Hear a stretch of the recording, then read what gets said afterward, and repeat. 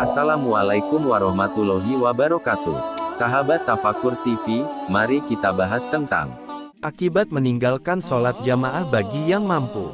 Allah Ta'ala berfirman, pada hari betis disingkap, dan mereka dipanggil untuk bersujud, namun mereka tidak kuasa. Pandangan mereka tunduk ke bawah, lagi mereka diliputi kehinaan. Dan sesungguhnya mereka dahulunya ketika di dunia telah diseru untuk bersujud dan mereka dalam keadaan sejahtera. Al-Qalam ayat 42-43. Dan karena itulah mereka pada hari kiamat telah diliputi oleh perasaan menyesal, sedangkan mereka dahulunya ketika di dunia telah diseru untuk bersujud bersolat. Kata Ibrahim At-Taimi, yang dimaksud dengan seruan di atas, yaitu seruan menuju sholat fardu melalui panggilan azan dan iqomat. Sedangkan kata Said bin Musayyib, mereka telah mendengarkan panggilan hayya alas sholah, hayya alal falah, marilah bersolat dan marilah pada kemenangan, namun mereka tidak mau mendatanginya, padahal mereka itu dalam keadaan sehat dan selamat. Kata Kabul Ahbar, demi Allah, tidaklah turun ayat ini, kecuali pada mereka yang tidak mau bersolat jamaah. Apakah ada lain ancaman yang lebih dahsyat dan lebih berat bagi siapa yang meninggalkan sholat jamaah, padahal orang yang bersangkutan berkuasa untuk mendatanginya? Adapun dari hadis Nabi dengan tegas dinyatakan dalam riwayat Bukhari Muslim, bahwa Rasulullah Shallallahu Alaihi Wasallam bersabda, "Sungguh aku bermaksud memerintahkan sholat, dan sholat itu didirikan, kemudian aku memerintahkan seorang untuk menjadi imam sholat itu di antara manusia. Lalu aku pergi, dan bersamaku beberapa orang yang membawa ikatan-ikatan kayu menuju orang-orang yang tidak mau sholat jamaah itu, lalu aku membakar rumah-rumah mereka dengan api." Hadis riwayat Bukhari, Muslim. Dalam hal ini Nabi tidak mengancam untuk membakar rumah mereka, kecuali pada orang-orang yang meninggalkan sholat jamaah yang diwajibkan itu, sehingga membakar apa yang ada di rumah itu baik keturunannya maupun harta bendanya. Menurut hadis Sahih Muslim, bahwa seorang lelaki buta telah mendatangi Nabi Shallallahu Alaihi Wasallam untuk bertanya, "Ya Rasulullah, saya tidak mempunyai seorang penunjuk yang akan membimbingku ke masjid." Lalu Nabi Shallallahu Alaihi Wasallam menjawab pertanyaan tersebut dengan mengizinkan pada orang buta tersebut untuk sholat di rumahnya. Jadi Nabi mengizinkan padanya, tetapi setelah dia mau berangkat pulang, maka Nabi memanggilnya pula dengan bertanya, "Apakah kamu mendengarkan panggilan azan untuk sholat?" Lalu orang buta itu menjawab, "Iya."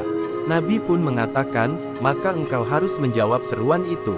Berarti, engkau harus datang bersembahyang jamaah." Dan menurut riwayat Abu Daud dari Amr bin Umi Maktum, bahwa dia telah mendatangi Nabi Shallallahu Alaihi Wasallam dengan mengatakan, "Ya Rasulullah, sesungguhnya di Madinah itu banyak sekali ular dan binatang buas. Sedangkan saya termasuk orang buta yang bertempat tinggal jauh, juga tidak mempunyai seorang penunjuk jalan yang baik untukku. Bolehkah saya sholat di rumah?" Lalu Nabi bertanya, "Apakah engkau mendengarkan suara azan?" Ibnu Umi Maktum menjawab, "Iya."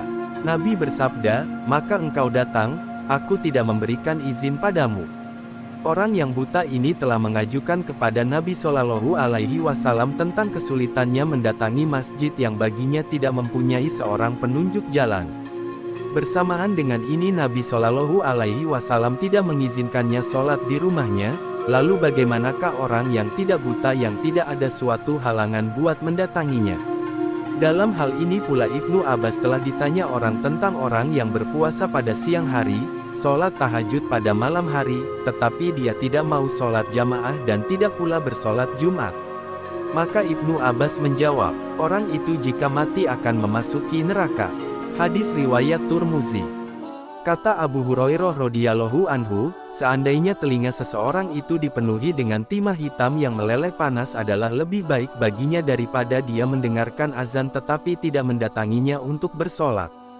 Menurut hadis riwayat Hakim dalam kitab Mustadrik, dari Ibnu Abbas pula yang mengatakan, bahwa Rasulullah Shallallahu Alaihi Wasallam bersabda.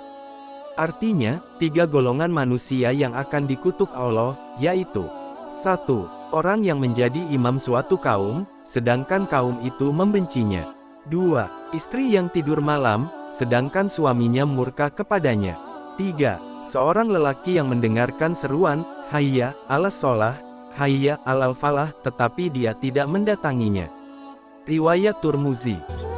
Menurut riwayat Bukhari dalam kitab Sahihnya, dari Abdullah bin Mas'ud mengatakan, barang siapa yang berkeinginan besok pada hari kiamat sebagai seorang muslim, maka hendaklah dia menjaga sholat 5 waktu ketika telah dipanggil dengan suara azan. Maka sesungguhnya Allah Subhanahu wa Ta'ala telah menetapkan kepada nabimu berupa petunjuk sunnah yang lurus, dan sesungguhnya sholat-sholat tersebut adalah sebagai petunjuk yang lurus.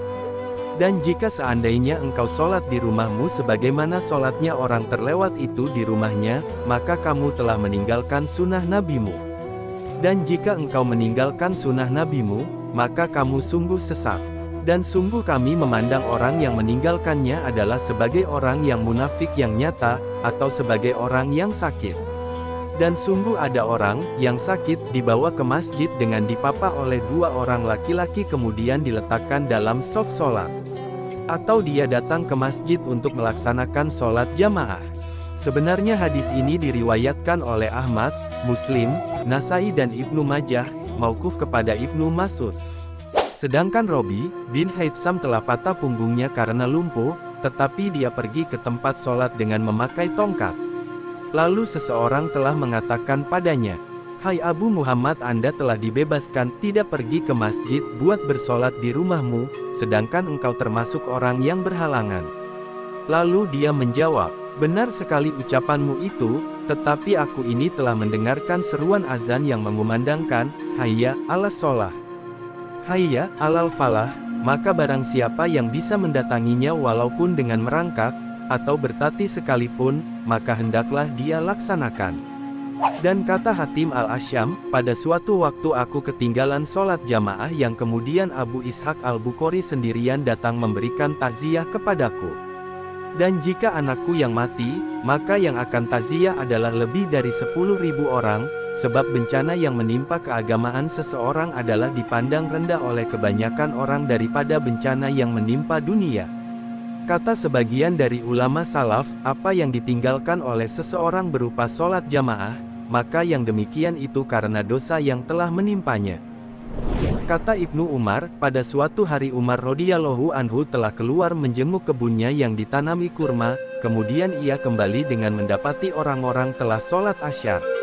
Lalu Umar mengatakan, "Inna lillahi wa inna ilaihi rojiun," aku telah ketinggalan sholat berjamaah. "Aku menjadikan kamu saksi," kata Umar, "bahwa kebunku saya sedekahkan kepada fakir miskin untuk menebus dosa yang diperbuat." Umar. Sholat Isya, dan sholat subuh. Keharusan menghadiri sholat Isya, dan sholat subuh adalah lebih diutamakan. Maka sesungguhnya Nabi Shallallahu Alaihi Wasallam bersabda, "Sesungguhnya 2 sholat Isya, dan subuh, adalah lebih berat buat dikerjakan oleh mereka, dan jika seandainya mereka itu mengetahui tentang ganjarannya, niscaya mereka akan mendatangi kedua sholat tersebut, walaupun dengan merangkak." Hadis riwayat Bukhari Muslim. Kata Ibnu Umar, "Kami jika melihat ada orang yang ketinggalan sholat Isya, dan sholat subuh dengan berjamaah, maka kami buruk sangka bahwa dia itu adalah seorang munafik." Riwayat Tabrani dan Ibnu Huzaimah. Suatu riwayat dari Ubaidillah bin Umar al-Qawariri radhiyallahu anhu mengatakan, "Saya belum pernah ketinggalan sholat Isya, dengan berjamaah sekalipun. Lalu datanglah tamu kepadaku pada suatu malam dan saya dibuat sibuk olehnya, sehingga saya ketinggalan sholat Isya, dengan berjamaah.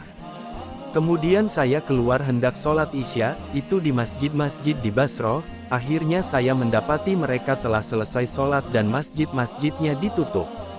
Kemudian saya kembali pulang ke rumah dan saya mengatakan, memang telah disebut dalam hadis, bahwa sholat jamaah adalah berlebih 27 kali daripada sholat sendirian. Akhirnya saya mengerjakan salat Isya, itu sebanyak 27 kali, lalu saya pun tidur. Dalam tidurku itu saya bermimpi berada di antara suatu kelompok orang-orang yang naik kuda dan saya juga begitu. Kami berusaha untuk mendahului yang lain. Dan aku pun memacu kudaku dengan secepatnya dan saya tidak bisa mendahului mereka. Lalu menolehlah seorang di antara mereka kepadaku dengan mengatakan, "Janganlah engkau memacu kudamu itu sebab engkau tidak akan bisa mendahului kuda kami." Lalu saya bertanya, "Mengapa?" Lalu dijawab, "Sebab kami ini telah melakukan sholat Isya dengan berjamaah, sedang engkau hanyalah sholat sendirian." Kemudian saya pun bangun dan benar-benar sedih karena hal tersebut. Maka kami memohon kepada Allah, semoga Ia berkenan memberikan pertolongan dan taufiknya, karena sesungguhnya Dia adalah Maha Murah lagi Maha Mulia. Terima kasih telah menonton video ini. Semoga Allah Subhanahu wa Ta'ala memberikan keberkahan atas waktu yang kita jalani. Wassalamualaikum warahmatullahi wabarakatuh.